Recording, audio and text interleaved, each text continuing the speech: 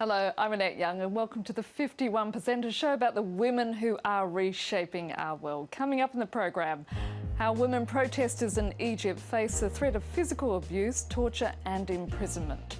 Also sex, gender and satire. We talk to noted Australian cartoonist Cathy Wilcox about the lack of women in her field. And Parisians vote in their first ever woman mayor. Not a day goes past without Egypt being in the news thanks to ongoing instability. The country is now facing daily protests in the wake of last year's ousting of Islamist President Mohamed Morsi. But for the women who take part in those protests are now running an additional risk of imprisonment and torture. France Van Cat's Sonia Dridi and Catherine Stapley sent us through this report. This area of Cairo is an Islamist stronghold.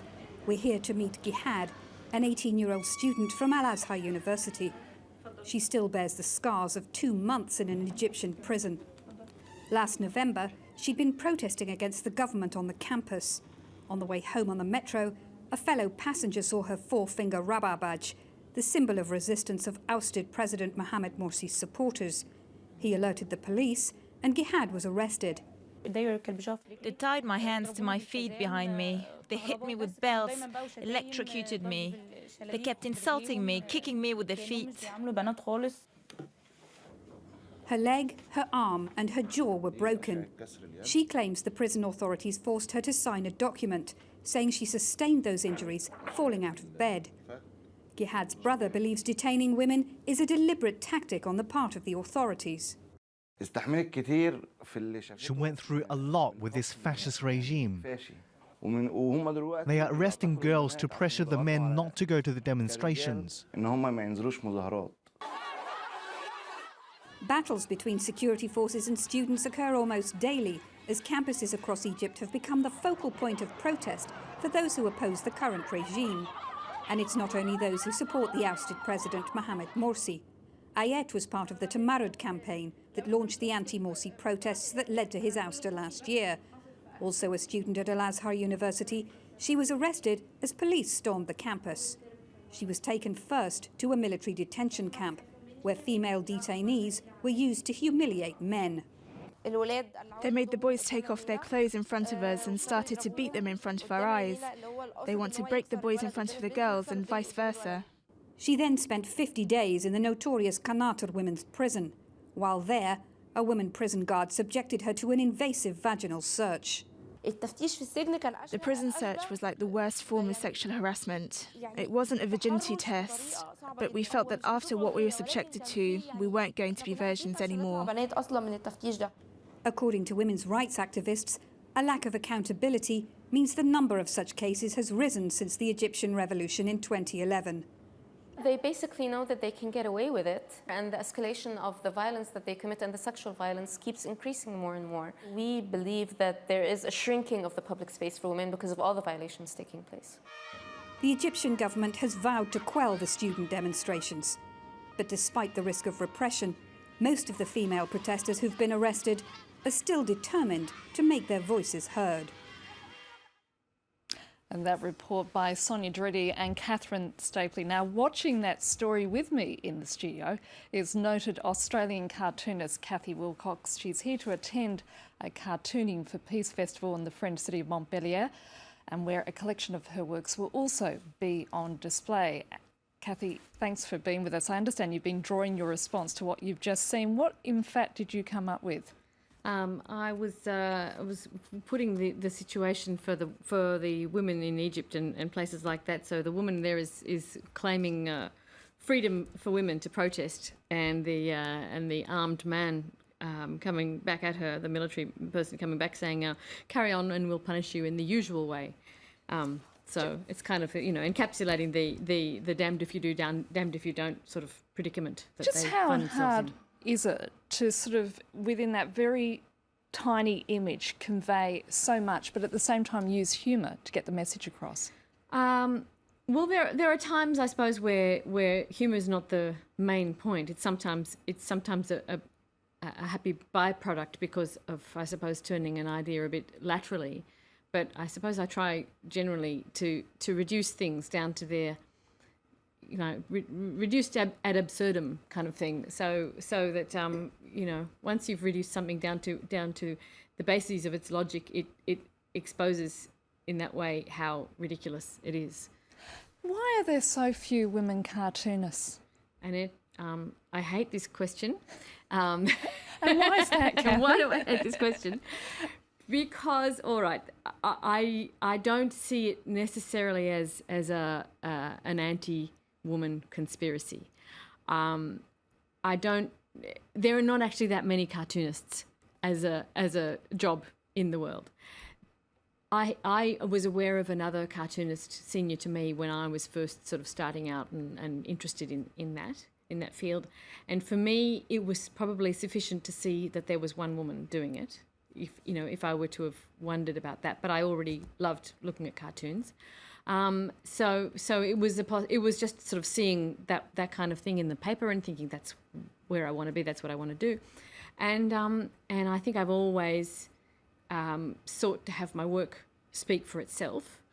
And I was given a really lucky, opportunity. I started out in Australian newspapers when more or less anyone could have a shot, and I was tried out against 3 other people who happened to be men. And at the end of the trial, they said, "You've got the job." Okay, Cathy, and moving on, and in other news this week, the French President, François Hollande, has reshuffled his cabinet, with half of the 16 ministers still being women. The move follows recent municipal elections in which his Socialist Party was trounced. In those elections, out of the 41 cities with more than 100,000 people, only 6 elected female mayors. But one of those cities was indeed Paris. Carl Brown has more on the Socialist candidate, Anne Hidalgo, on becoming the city's first ever woman mayor. Je suis la première femme. I'm the first female mayor of Paris. After spending more than a decade in the shadow of her predecessor, Anne Hidalgo has emerged into the limelight. Her political path began with modest beginnings. Hidalgo's parents brought her as a toddler from southwestern Spain to a working-class suburb of Lyon. She became a French national at the age of 14 and later moved north to the capital to work as a labor inspector.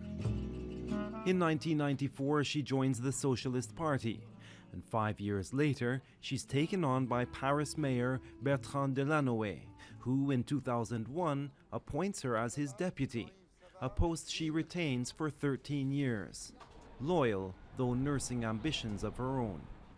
In 2012, she announces her candidacy for the top job. When you work with Anne and get to know her, you fall under her spell because she's an intelligent woman who works extremely hard. She has an extraordinary ability to organize people and get things moving. Also, she's funny. With her, there's never a dull moment. Lauded for her green credentials, Hidalgo plans to bolster the city's bike and car rentals, the Velib and Autolib, by adding electric scooters. And she's set an ambitious zero diesel goal for 2020 to cut down on the often high levels of Paris pollution. The mayor-elect also aims to increase the capital's stock of social housing. In her first days as mayor, she visited with anti-poverty campaign groups.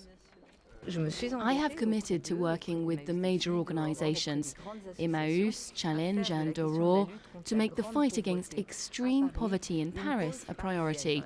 It's something I'm committed to as mayor, with my fellow elected officials, with these groups and also with Parisians.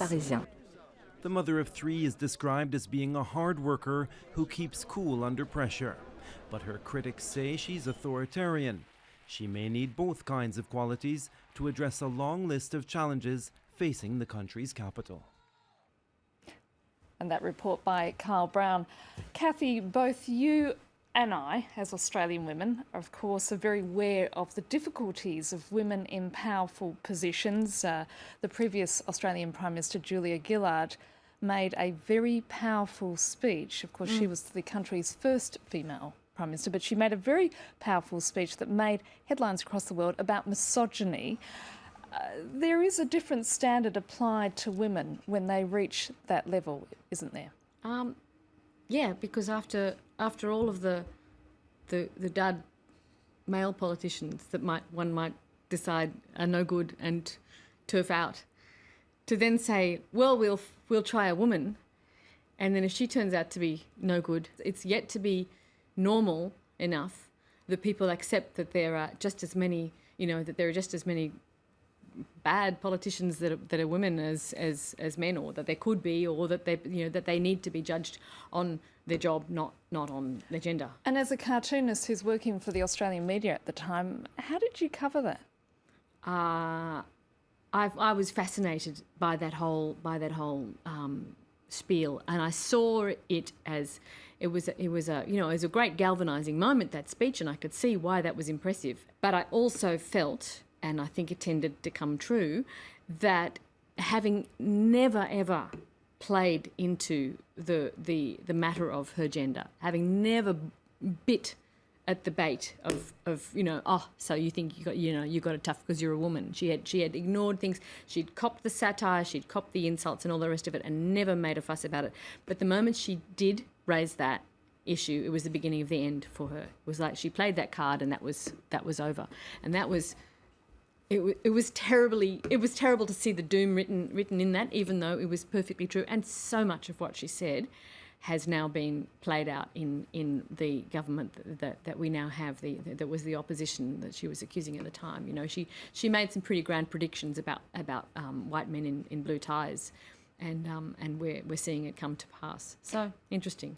Cathy Wilcox, I'm afraid we're going to have to leave it there, and that's it for now. And if you'd like to comment on what you've just seen, please head to our Facebook page, Frans van Cat /the51%, or do send us a tweet at _51%.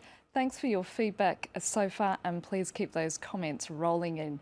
Until our next program, bye for now.